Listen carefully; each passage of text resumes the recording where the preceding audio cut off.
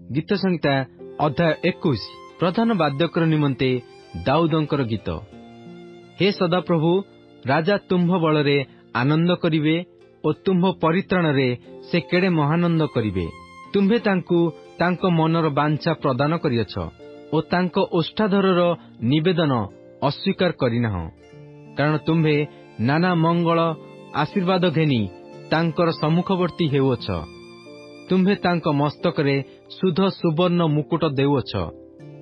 से तुम्भ निकटरे जीवन प्रार्थना कले, तुम्भे ताहा तांकु देल। आहुरी अनंत काल स्थायी दीर्घायु दान कल।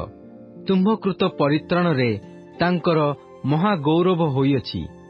तुम्भे तांको उपरे संभ्रम ओ प्रताप अर्पण करुअछ।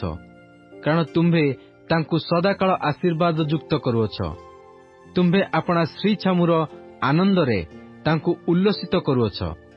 कारण राजा सदाप्रभुठारे निर्भर करती, पुणी सर्वपरिस्थक स्नेहपूर्ण करुणा हेतुरु से विचलित नहिबे। तुम्भ हस्त तुम्भ शत्रु समस्तंकु धरिब।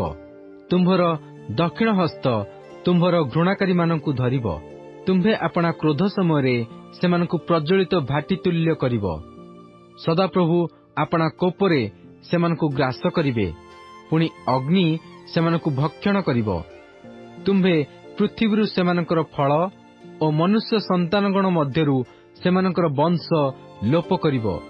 कारण सेमाने तुम्भ विरुद्धरे अनिष्ट चिंता कले।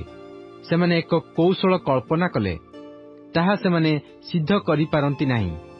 तुम्भे सेमानंकर पृष्ठ फेराइब।